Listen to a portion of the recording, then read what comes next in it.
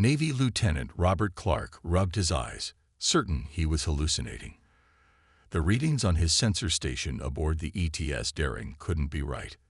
The small patrol ship they'd been tracking had just twisted space around itself. "Captain, you need to see this," he called out, voice steadied despite his racing heart. "The contact just moved 3 light years in under a second, but there's no sign of a jump drive activation."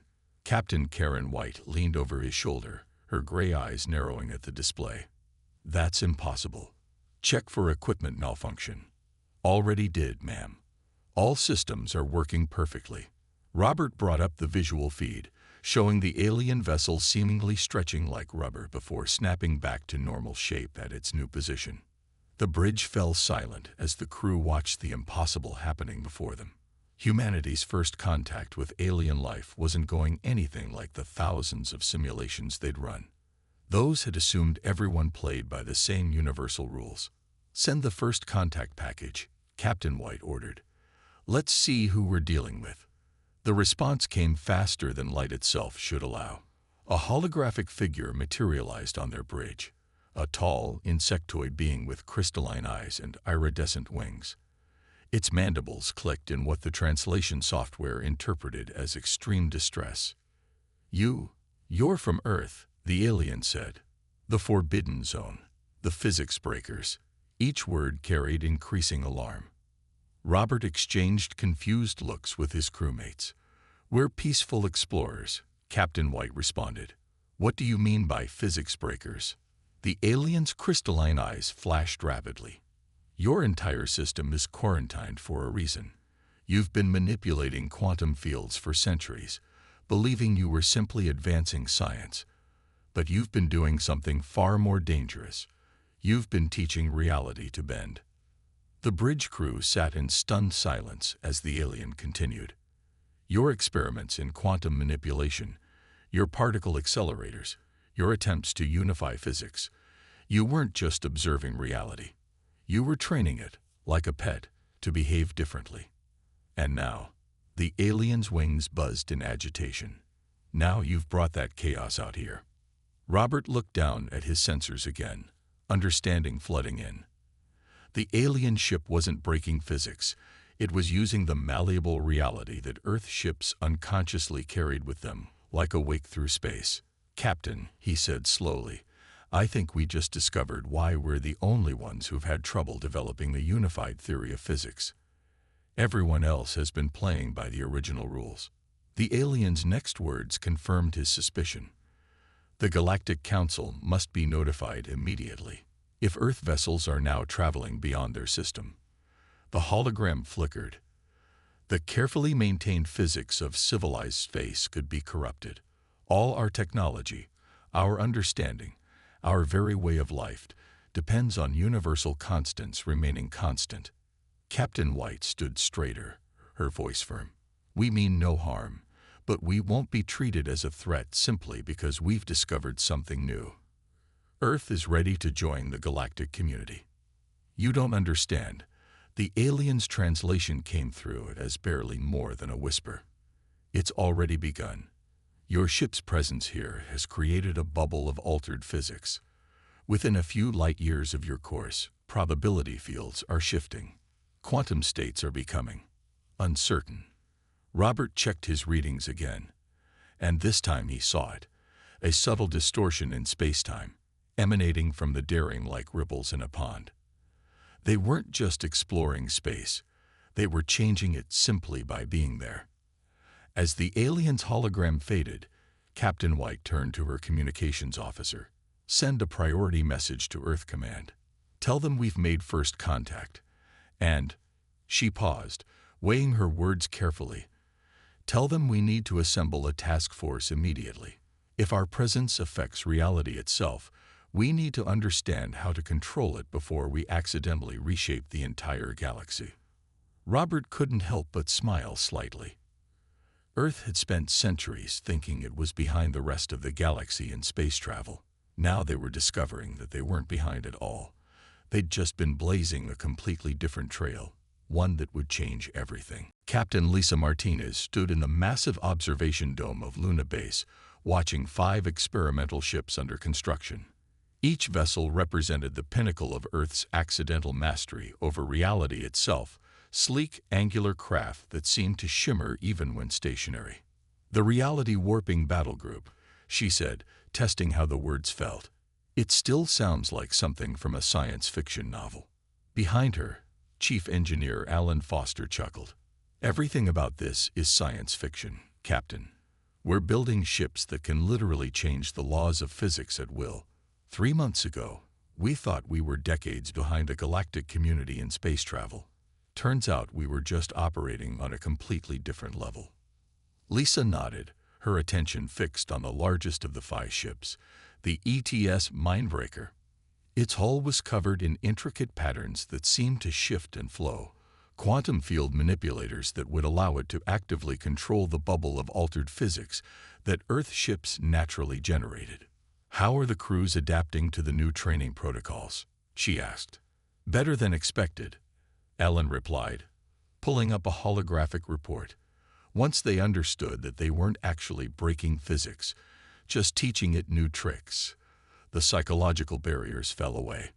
Lieutenant Mary Rodriguez has shown particular aptitude.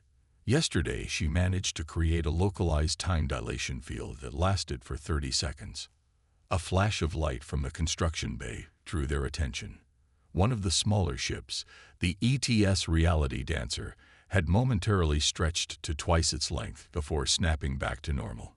Alarms blared briefly before being silenced. "Another training accident?" Lisa asked, already knowing the answer. Alan nodded. "Lieutenant Peter Wright was practicing spatial manipulation. He's fine, but he accidentally created a zone where space itself became elastic. We're learning that reality is far more flexible than we imagined." Lisa walked to a different viewing window, watching as space itself seemed to ripple around the ships under construction. The effect was becoming more pronounced as their crews learned to control it. What had started as subtle distortions were now obvious waves in the fabric of space-time. "The Galactic Council is going to panic when they see what we can do," she said quietly. "Have you seen the latest reports from our diplomatic team? About the physics degradation in nearby systems?" "Yeah." Alan's expression grew serious. "Every time we test these ships, we're creating larger areas where traditional physics becomes unreliable. Some alien species are already reporting equipment malfunctions when they get too close to our solar system." A soft chime interrupted them as Commander Sharon Miller entered the observation dome. "Captain, we've just received word from the Reality Dancer's crew. They've successfully completed the first controlled reality shift. They managed to create a bubble where they could actually rewrite local gravitational constants." Lisa's eyes widened. "Already? That wasn't supposed to be possible for months." "That's not all," Sharon continued, her excitement evident. "They discovered they can maintain the altered physics even after leaving the area. It's like they're teaching space itself new tricks, and space remembers." "That's what the aliens are afraid of," Alan muttered. "We're not just bending reality. We're permanently changing it. Every test we run, every exercise we complete, we're rewriting the rules of the universe a little bit at a time." Lisa turned back to watch the ships, noting how the space around them seemed to shimmer and twist. The reality warping battle group was more than just a defensive force. It was the beginning of a fundamental change in how the galaxy itself worked. "Begin final preparation phases," she ordered. "I want all 5 ships ready for full deployment within 2 weeks. The Council's giving us strongly worded warnings now, but soon they'll move beyond words. We need to be ready." As if in response to her words, the ETS Mindbreaker's quantum field manipulators pulsed, sending visible waves of distorted space-time rippling through the construction bay. Reality itself was changing, and Earth's ships were leading the way. "One more thing," Sharon added, checking her tablet. "The engineering team has confirmed that the reality warping effect is exponential. The more ships we have working together, the stronger their ability to manipulate physics becomes. 5 ships working in formation could rewrite the laws of physics for an entire star system." Lisa finished. Let's hope it doesn't come to that. But if it does, she straightened her uniform. Earth will be ready. Commander John Wright felt distinctly uncomfortable sitting in the massive crystalline chamber of the Galactic Council. Hundreds of alien representatives surrounded him, their species as varied as their reactions to Earth's presence. Some displayed obvious fear, others barely contained hostility, and a few showed what he hoped was curiosity. The Council recognizes Earth's representative, announced the session speaker, a tall, ethereal being composed largely of light and gas. You will address our concerns about your reality warping technology. John stood, straightening his dress uniform. Honorable Council members, Earth understands your concerns. However, we cannot and will not disable our ship's capabilities. These effects are not merely technology we can turn off. They are the result of centuries of human scientific development. A ripple of agitated movement swept through the chamber. A reptilian delegate rose, scales flashing in agitation. Your ships are causing catastrophic disruptions. In the Proxima Centauri sector alone, we've recorded over 300 instances of physics anomalies. Critical systems are failing because the universal constants they rely on are becoming unreliable. We are learning to control these effects, John responded calmly. Our reality warping battle group has made significant progress in containing and directing the changes to local spacetime. Battle group. A crystalline being chimed in alarm. You weaponize this chaos. Before John could respond, his aide, Linda Powell, touched his arm and pointed to her tablet. The latest readings from the Reality Dancer's test flights were coming in. The ship had successfully created a bubble of altered space where the speed of light itself was negotiable. The Council's own sensors must have detected something because another wave of agitation swept the chamber. The session speaker's glow intensified. Even now, your ships conduct tests that threaten the fundamental stability of our civilization. We demand you cease these activities immediately. John took a deep breath. With respect, we cannot. Earth's ships will continue to explore and develop our understanding of reality manipulation. We offer to share our discoveries and work together to share? A silicon-based entity interrupted. You offer to spread this corruption. Our technologies, our societies, our very understanding of the universe depends on physics remaining consistent and predictable. Your presence alone threatens everything we've built over millennia. Linda showed John another reading. The Reality Dancer had just demonstrated that its reality alterations could be made permanent in small areas. Space itself was learning new rules. The Council will vote, the session speaker announced. We will decide whether to quarantine Earth's system entirely, using our combined fleets to ensure no human vessel can spread this chaos further. John's expression hardened. That would be unwise. Earth has no desire for conflict, but we will defend ourselves, and I must warn you, our defensive capabilities are unlike anything you've encountered. Is that a threat, Commander Wright? The reptilian delegate's tongue flicked out. No, John replied quietly.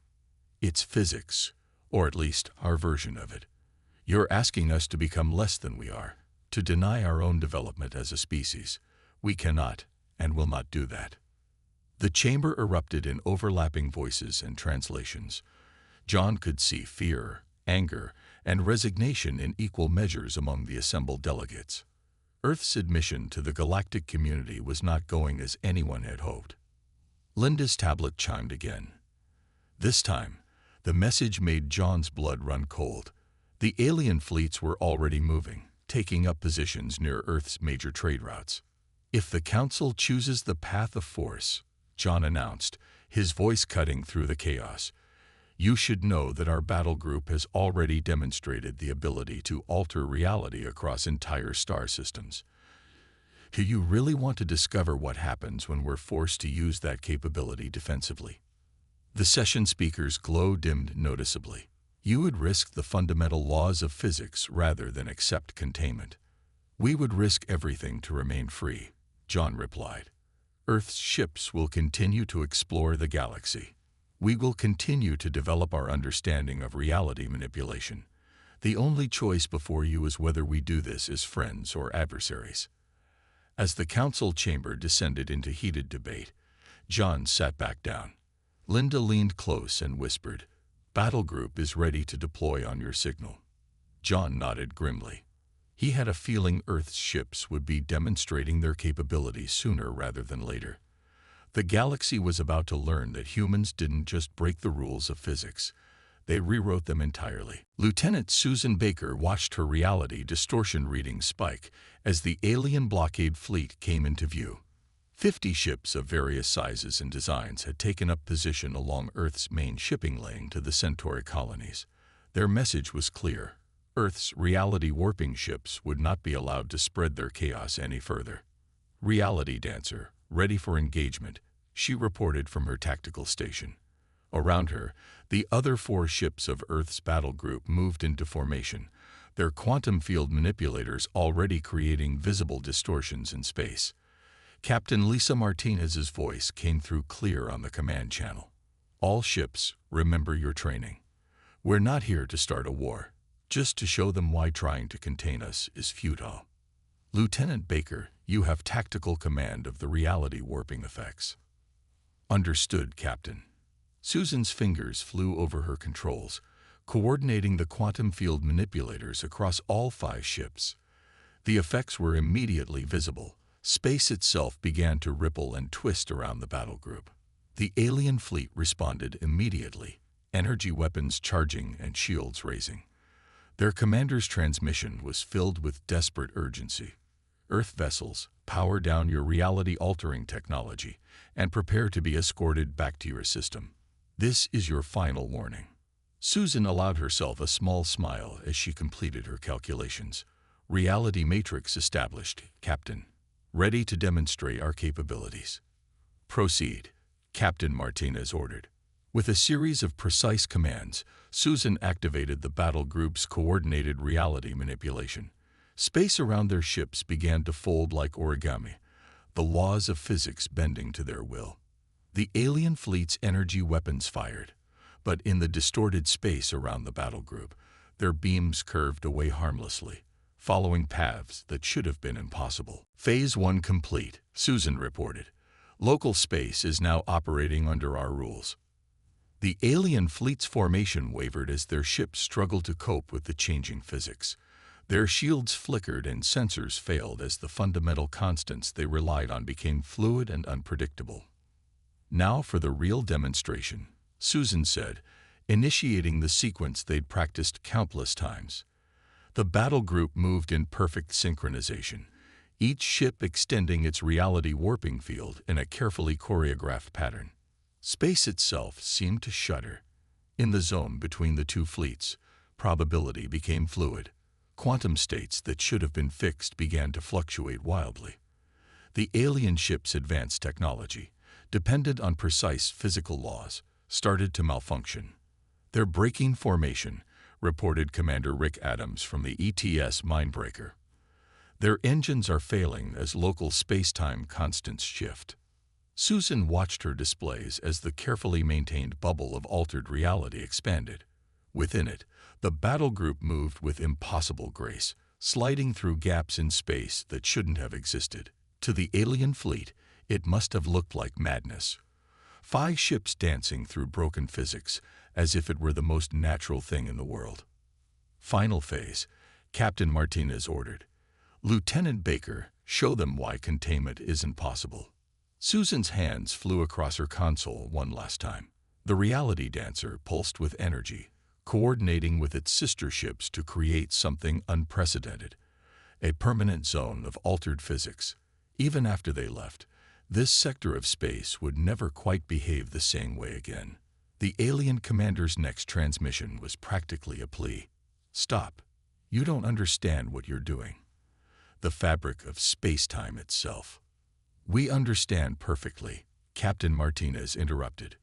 "Your fleet is now in a zone where Earth ships can pass freely, but your vessel's systems will never function properly. You can either withdraw and accept our right to free passage, or maintain your blockade in space that no longer follows your rules."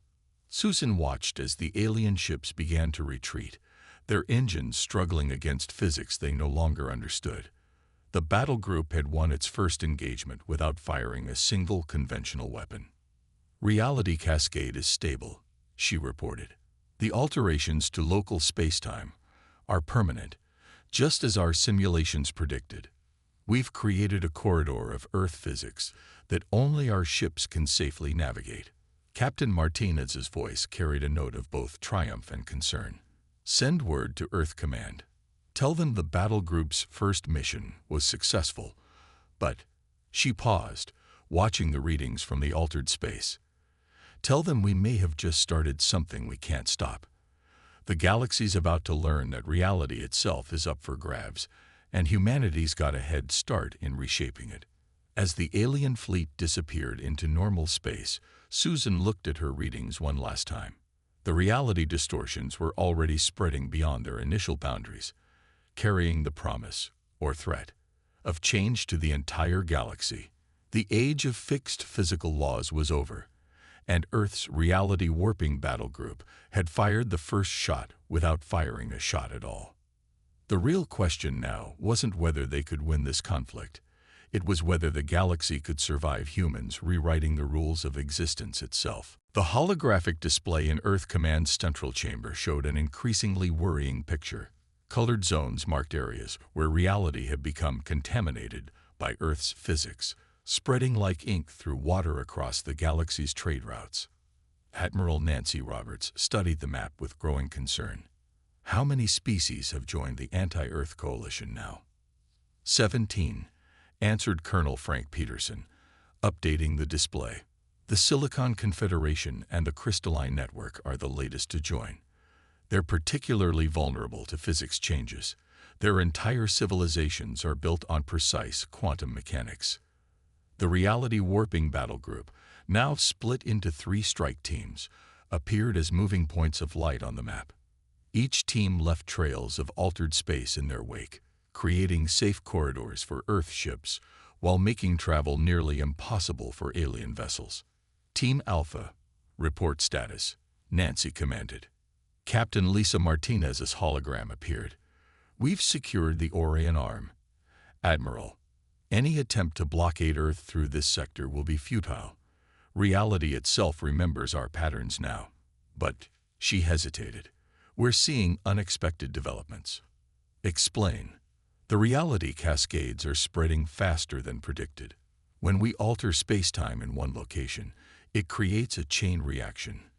Normal space is becoming increasingly unstable, even in regions we haven't visited." Frank brought up another overlay, showing probability patterns across the galaxy. Areas of normal space were shrinking, replaced by zones where physics had become negotiable.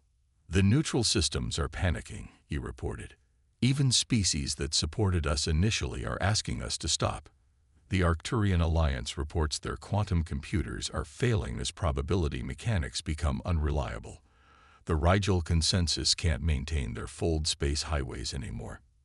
Nancy watched as another section of the map shifted color, indicating a fresh reality cascade. "Can we control it? Contain the spread somehow?" "That's the problem," Lisa's hologram replied. "Our understanding of reality manipulation keeps growing. Each engagement makes our ships more powerful, more capable of rewriting physics. But controlling those changes," she shook her head. "It's like trying to stop waves in a pond after throwing in a stone." A new alert flashed on the display. Team Beta, led by Commander John Wright, was engaged with a combined alien fleet near the Pleiades cluster. As they watched, the laws of physics in that entire sector began to warp. "Team Beta reports success," Frank announced. "But the reality distortions have reached critical mass in that region. Normal spacetime is completely breaking down. The alien fleet is retreating, but they're leaving behind ships that can no longer function in the altered physics." Nancy zoomed in on the affected zone. Space itself seemed to be folding and unfolding like cosmic origami, probabilities shifting like quicksilver. Earth ships could navigate it easily, their reality warping technology automatically adjusting to the chaos they'd created. But for the rest of the galaxy, "We're winning every battle," she said quietly, But we might lose something far more important. Humanity wanted to join the galactic community. Instead, we're forcing the entire galaxy to adapt to our version of reality. Team Gamma reports another engagement. Frank interrupted. The crystalline network tried to ambush them near Vega. Team Gamma's response has, Admiral, you need to see this. The display shifted again. Around Vega, space itself had become fluid, time running at different speeds in different regions. The laws of physics weren't just bent there. They were completely rewritten. It's spreading exponentially now. Lisa's hologram warned. Each reality cascade triggers others. The galaxy's fundamental laws are becoming more like suggestions. Nancy watched as more alerts flashed across the display. More regions of space succumbing to chaos. More alien civilizations finding their technology useless in the face of changing physics. More reality cascades spreading beyond anyone's control. We never wanted this, she murmured. We just wanted to explore the stars like everyone else. Instead, we're rewriting the entire galaxy's rules of existence. But as she watched the map continue to change, she knew it was too late to stop. The reality warping battle group had started something that couldn't be contained. The only question now was whether the galaxy would survive humanity's accidental revolution in physics.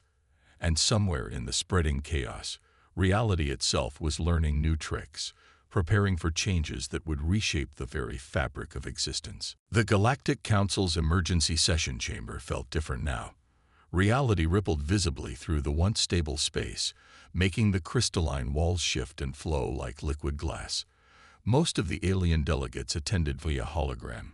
Their physical forms could no longer safely exist in the increasingly unstable physics of the Council hub. Commander Sharon Miller represented Earth, standing alone in the center of the chamber. Above her, the session speaker's form flickered between states of matter, struggling to maintain coherence in the changing physics. The ancient peace treaties are meaningless now, the speaker's translated voice echoed. 400,000 years of stable physics, undone in months. Look what your species has wrought. The chamber's holographic displays showed the devastation. Entire civilizations were in crisis as their technology failed in the face of changing universal constants. The carefully maintained networks of space-time that had connected the galaxy were unraveling.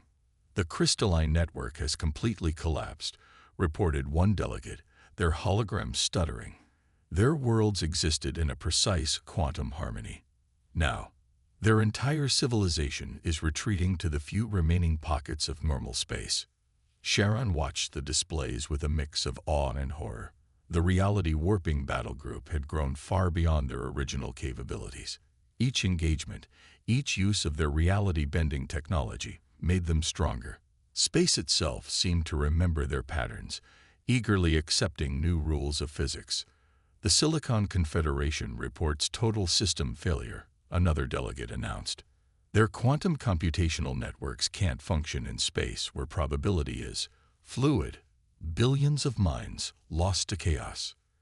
We never intended this level of destruction. Sharon began, but the speaker interrupted. Intentions are irrelevant. Your ships tear holes in reality itself.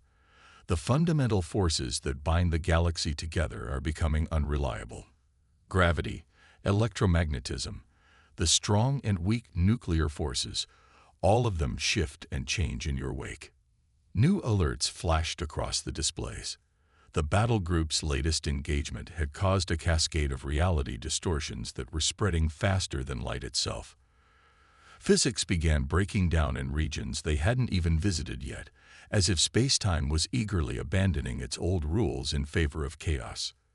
The Arcturian Alliance has declared war, a reptilian delegate reported.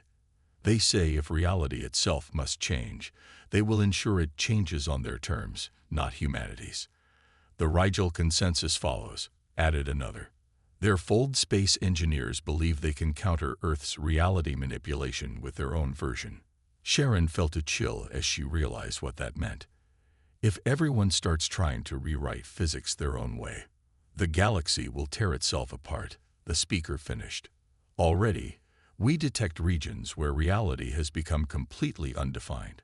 Spaces where the laws of physics change from moment to moment, where time itself has no meaning. The displays showed these zones of ultimate chaos, holes in space-time, where reality had simply given up trying to maintain any consistent rules. They were spreading, consuming normal space like cosmic cancer. Your battle group's power grows exponentially. The speaker continued.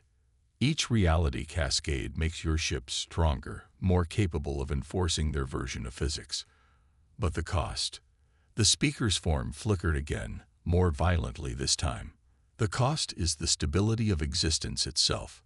Sharon watched as another alert indicated the battle group had engaged the Arcturian fleet. Space-time around the battle tied itself in impossible knots. Probability collapsed into certainty, then exploded into infinite possibilities, and the very constants that defined the universe became variables. "We need to find a way to stop this," she said, knowing even as she spoke that it might be too late.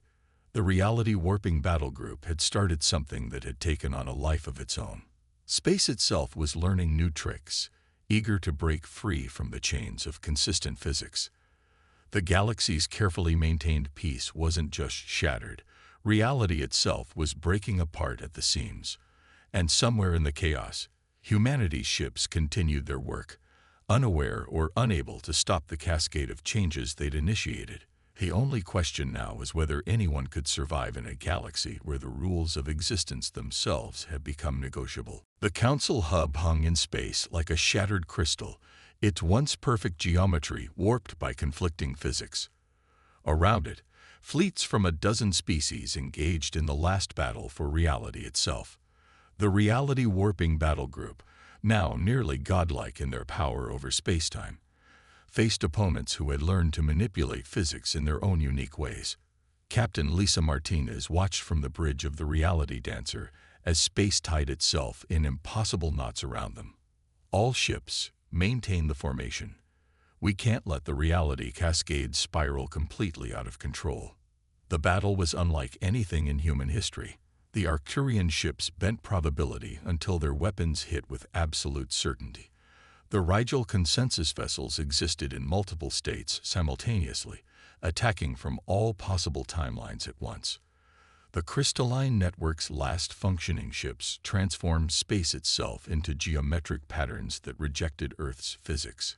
"Reality coherence at 20% and falling," reported Lieutenant Susan Baker. "The conflicting physics patterns are, Captain, space-time itself is starting to give up." The displays showed the truth of her words. Around the battle, holes were appearing in reality, zones where physics simply ceased to function in any recognizable way. The fundamental forces that held matter together became suggestions rather than laws. "New contact." Susan's voice rose in alarm. "Something's emerging from the chaos zones." They watched in awe as shapes formed in the reality void. Beings of pure mathematics, entities that existed as living equations.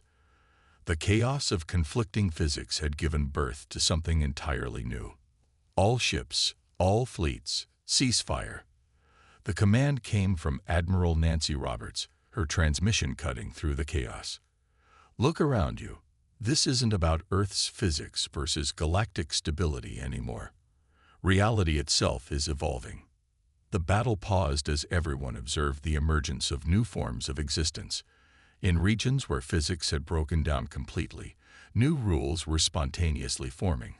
Not the rigid laws of old, but flexible principles that allowed for infinite possibility while maintaining just enough consistency to prevent total chaos.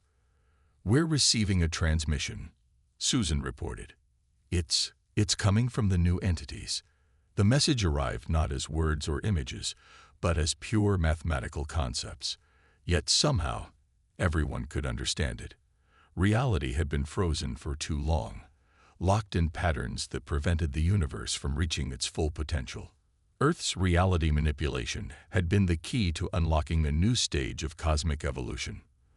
They're offering to teach us, Lisa realized, not how to control reality, but how to guide it, to help shape the new physics that's emerging from the chaos. The alien fleets began to stand down as the truth became clear.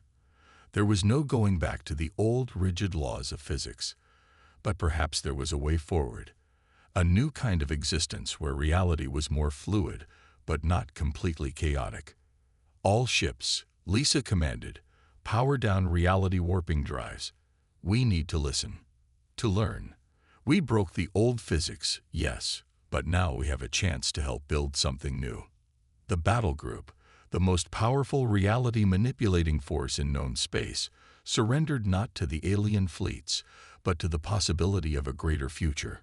Around them, space-time began to stabilize, not into its old patterns, but into something new. A reality that could bend without breaking, change without collapsing. Admiral Roberts' voice came through once more. To all species, all civilizations, we stand at a turning point. Earth didn't mean to shatter galactic peace or break physics itself. But now that we have, we can work together to shape what comes next. The age of fixed universal constants is over. The age of possibility has begun. As the new entities of living mathematics spread through the galaxy, teaching and guiding, the reality warping battle group took on a new mission. No longer warriors forcing change, they became explorers and guardians of a universe where reality itself had awakened to new potential. The galaxy would never be the same. But perhaps that had been the point all along. Sometimes, breaking the rules wasn't about destruction. It was about making room for something better to emerge from the chaos. And in the space between what was and what could be, humanity found its true place in the cosmos, not as conquerors or destroyers, but as catalysts for the next step in the universe's evolution. The end was just the beginning.